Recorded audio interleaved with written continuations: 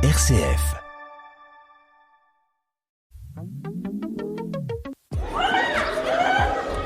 Ne laisse jamais personne te dire que tu n'es pas capable. Si tu as un rêve, tu dois le protéger. Bonjour chers auditeurs de RCF Cœur de Champagne. Vous êtes bien dans l'émission Parole de jeunes.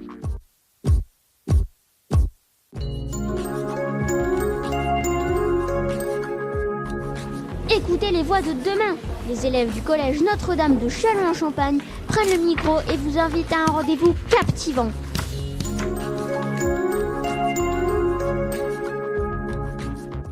Bonjour à toutes et à tous et bienvenue sur RCF Cœur de Champagne dans l'émission Parole de jeunes. Aujourd'hui, nous allons aborder un sujet sérieux mais très important, la maladie d'Alzheimer. C'est une maladie dont on entend souvent parler, mais que l'on connaît finalement assez mal, surtout quand on est jeune.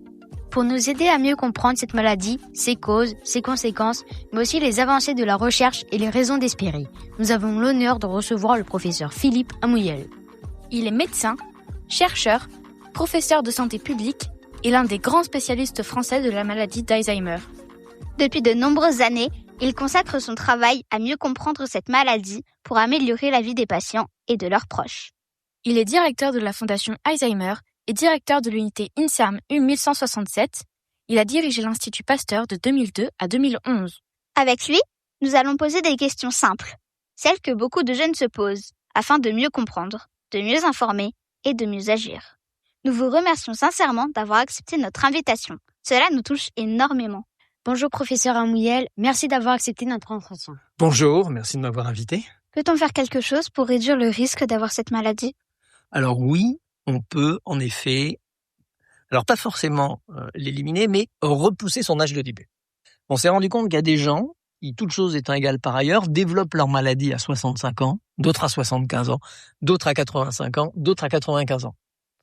Donc on a réfléchi, en particulier avec mes équipes, à essayer de comprendre pourquoi il y en a qui la font à 65 et d'autres à la 95. Parce que quand vous vivez de 95 ans à 96 ans avec une maladie d'Alzheimer, c'est pas la même chose quand vous vivez de 65 ans à 70 ans avec une maladie d'Alzheimer. Vous avez quand même profité pendant 95 ans de tout le monde. Ce qu'on s'est rendu compte, c'est que notre cerveau résiste à la maladie. La maladie apparaît 10 ou 20 ans avant les premiers symptômes. Et il résiste. À un moment, il peut plus lutter. Il n'y a plus assez de neurones pour lutter. Donc, les symptômes vont apparaître. Donc, tout l'enjeu, c'est de repousser les symptômes le plus tard possible en essayant d'aider le cerveau à résister. Alors, il y a 4 façons d'aider le cerveau à résister. La première, c'est de s'en servir de votre cerveau. Pas le laisser sans vous en servir. Et ce qui le stimule le plus, c'est la lecture. Lisez. Alors, il ne s'agit pas de lire des textes compliqués. Non, il faut lire. Vous pouvez lire des BD, vous pouvez lire des mangas, vous pouvez lire des journaux, mais il faut lire. C'est ça qui est extrêmement important. Après, il y a d'autres activités qui permettent de le stimuler. Par exemple, les voyages, le jardinage, le bricolage et le tricot. Le tricot, si vous voyez dans votre famille des personnes qui font du tricot, souvent des femmes, souvent pas très jeunes, ça leur permet de stimuler leur cerveau. C'est vraiment difficile le tricot, hein. Faut faire des gestes très fins, faut être concentré. Si vous ratez une maille, vous êtes obligé de tout recommencer. Ça stimule le cerveau. Après, le cerveau, c'est quelque chose de fragile, il faut le protéger. Donc, faut faire attention de ne pas prendre de petits coups sur la tête. Quand vous faites du vélo, du ski, de la trottinette, ce que vous voulez, mettez des casques pour vous protéger le cerveau. C'est vraiment important. Mettez des casques. Et puis, les toxiques qui vont passer dans notre sang, par exemple les gens qui fument, les gens qui boivent, les gens qui se droguent, tout ça vient abîmer le cerveau et accélère le développement de la maladie. Après, il faut être en bonne santé parce que votre cerveau, il se balade pas tout seul dans la nature, hein. Il y a un corps en dessous, il faut que le corps soit en forme. Et là, il y a tout ce qui concerne l'alimentation. Il n'y a pas de secret alimentaire, mais il y a ce qu'on appelle l'alimentation méditerranéenne qui correspond à peu près une façon de manger assez douce, avec pas mal d'huile d'olive. Et puis pour terminer, ce qui est le plus important à mon avis, c'est les relations sociales. Plus vous avez d'amis, plus vous sortez, plus vous avez d'occupations, plus vous jouez, plus vous interagissez, et meilleur va être le fonctionnement de votre cerveau. Avez-vous déjà douté ou hésité dans vos choix de carrière ? Alors en fait, c'est pas tout à fait que j'ai douté ou j'ai hésité. Il y a certaines choses que je voulais faire que j'ai pas pu faire. et que finalement j'ai été content de pas avoir fait quand j'ai vu ce que j'ai pu faire après. Voilà. Donc en fait, c'est à chaque fois des événements qui se passent. Vous dites voilà, j'aimerais bien faire ci, j'aimerais bien faire ça, et puis vous avez des opportunités à droite, à gauche. Donc l'enjeu, c'est plus de rester ouvert à tout ce qui se présente. Et puis une fois que vous avez quelque chose, c'est d'aller le creuser le plus profondément possible. Et quand on s'intéresse à quelque chose, quand on comprend comment fonctionne cette chose, ou ce travail, ou ce métier, à ce moment-là, vous allez vous épanouir dans votre travail. Alors des trucs qui sont pas sympas à faire, mais si vous vous engagez dans un travail, faites-le à fond, et c'est comme ça que vous pourrez l'aimer. Qu'est-ce qui vous motive le plus dans votre travail aujourd'hui? Alors aujourd'hui, à mon âge, bien sûr, il y avait la recherche de faire des découvertes. Aujourd'hui, c'est d'aider les gens le plus possible. Donc, je suis plus dans le direct, c'est-à-dire que ce qu'on a discuté, comment prévenir cette maladie, ben c'est ça que j'essaie d'enseigner aux gens, de faire comprendre aux gens, d'aider à le faire, parce que c'est quelque chose qui va être un bénéfice immédiat et qui permettrait de limiter en fait l'extension de la maladie. Donc, c'est d'être le plus utile possible, le plus vite possible. Pourquoi avez-vous choisi de travailler sur la maladie d'Alzheimer? Alors, j'ai pas choisi de travailler sur la maladie d'Alzheimer. En fait, ma formation en tant que médecin, je voulais faire ce qu'on appelle l'endocrinologie. L'endocrinologie, c'est étudier les hormones, la ménopause, la thyroïde, toutes ces choses-là. Et puis, j'ai pas pu, pour tout un tas de raisons, dont finalement, je suis allé faire de la neurologie. Et puis, je me suis beaucoup intéressé à la neurologie. Puis, à un moment, j'ai pas pu continuer. Enfin, si, j'ai fait neurologue. Et j'ai fait de la santé publique. Et j'ai fait de la santé publique en me disant toujours, il n'y a pas de traitement pour la maladie d'Alzheimer. Ce serait bien si on pouvait trouver quelque chose en faisant des grandes analyses sur des populations. Et donc, je me suis remis à travailler sur la maladie d'Alzheimer. On a trouvé beaucoup de choses sur les gènes, sur les susceptibilités. Et c'est comme ça que je m'y suis intéressé de manière beaucoup plus large. Okay. Quel a été le moment le plus marquant de votre carrière?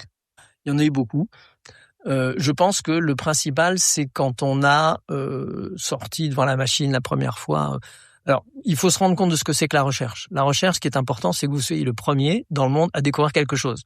Si vous êtes le deuxième, ça fait plaisir au premier parce que vous confirmez ce qu'il a trouvé, mais vous êtes que le deuxième. Donc, il faut toujours être le premier. Et une fois j'ai eu cette chance d'être le premier de découvrir quelque chose, à partir de ces études sur les gènes. En France, on avait l'habitude de travailler ensemble, ce qui n'était pas le cas aux États-Unis ou les Américains. Les chercheurs américains, ils veulent tous travailler dans leur coin. Nous, on a l'habitude de travailler tous ensemble, ce qui nous a permis d'avoir énormément de malades, énormément de témoins pour essayer de trouver les gènes chez ces patients-là.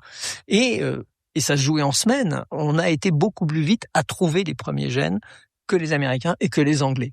Donc, à un moment, je me suis trouvé en sortie de la machine qui comparait les gènes avec un nouveau gène que je ne connaissais pas, que personne connaissait sur la planète, et qui aujourd'hui, maintenant, est connu partout, et puis on en a sorti ensuite 90 comme ça. Mais ce moment-là où vous sortez pour la première fois quelque chose que personne ne connaît sur la planète, c'est quand même un certain plaisir.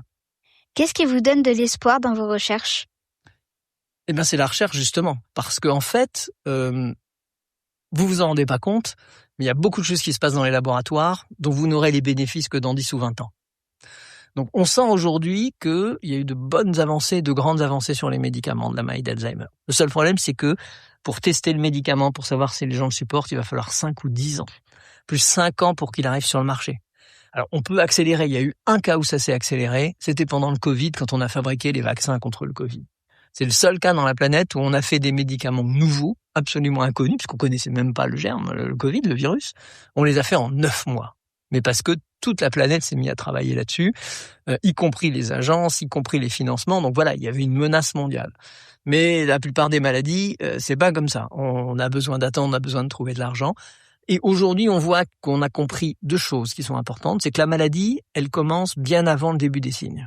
Donc ça permet d'avoir une période pendant laquelle, si on la détecte avant, on pourra la stopper avant qu'elle abîme complètement le cerveau.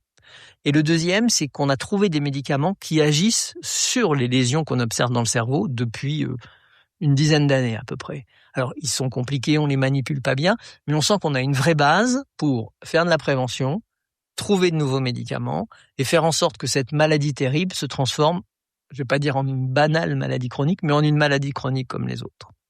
Si vous deviez retenir un message important à nous transmettre, lequel serait-ce? Le premier, c'est il faut savoir que la population vieillit énormément. Vous êtes tout jeune, c'est formidable, mais moi et ma génération, on est en train de faire beaucoup de personnes âgées qui vont vivre très longtemps. Ce qu'il faut, c'est que ces personnes âgées vont avoir des baisses de leur fonction intellectuelle. Et ce que je vous ai dit au début, c'est-à-dire comment réagir, qu'est-ce qu'il faut faire, non seulement avec les personnes atteintes de maladie Alzheimer, mais avec des personnes âgées qui aussi vont avoir des petits problèmes de fonctionnement intellectuel, c'est d'être patient. On est dans une société qui va très vite, il faut être patient avec eux, il faut être gentil, ça c'est le premier message. Le deuxième message, c'est qu'il faut espérer. Parce qu'on trouve aujourd'hui des médicaments, alors ça prend du temps, mais probablement que vous, quand vous serez grand, quand vous arriverez à cet âge-là, probablement on arrivera à la traiter. Donc ça, c'est quand même quelque chose qui est pas mal et sympa à apprendre. Puis le dernier point, pour l'instant, c'est faire beaucoup de prévention. Et cette prévention, elle aide bien sûr à repousser l'âge de début des symptômes, mais aussi, elle bénéficie à votre cœur, elle bénéficie à votre physique, elle bénéficie à énormément de choses. Voilà les 3 messages. 1, il faut bien prendre soin des personnes âgées et des personnes qui justement ont ces troubles-là, parce que les abandonner, c'est ne faire qu'aggraver la maladie. Rappelez-vous, c'est les relations sociales qui sont importantes. Avoir plein d'espoir, en particulier pour votre génération. Et puis enfin, essayez dès maintenant de faire de la prévention. Auriez-vous un message à faire passer aux aidants ? Pour eux, c'est de garder espoir. C'est surtout d'essayer à un moment un peu de lâcher la main pour essayer de récupérer. Être aidant, c'est très fatigant. Et comme c'est des gens que vous aimez, vous voulez pas les laisser seuls, et donc ils vous occupent 24 heures sur 24. Et ce qu'on voit, c'est que les aidants s'épuisent. Donc 2 choses, c'est de continuer à faire ce qu'ils font, mais surtout de trouver des moments qu'on appelle de répit pour pouvoir recharger les batteries et pouvoir repartir. Et ne pas tourner en rond en permanence avec ces personnes. Il faut savoir, et ça c'est très difficile. Donc c'est ça le message qui est important, savoir qu'ils sont pas seuls, qu'il existe des organisations, des associations qui peuvent les aider. Il faut aller voir ces personnes, même si vous, en tant qu'aidant, vous connaissez, si vous êtes la personne qui connaît le mieux au monde de malades, ces gens ont une pratique professionnelle et vont pouvoir vous aider. Donc ne restez pas seuls, faites-vous aider et trouvez des moments de répit sans culpabiliser. Et vous n'abandonnez pas ces personnes, non, vous sauvez vous-même, parce que si vous n'êtes pas en bonne forme, vous ne pourrez pas bien vous occuper de votre patient. Pensez-vous, un jour, que ce serait possible de venir voir où les recherches se font ? Oui, bien sûr.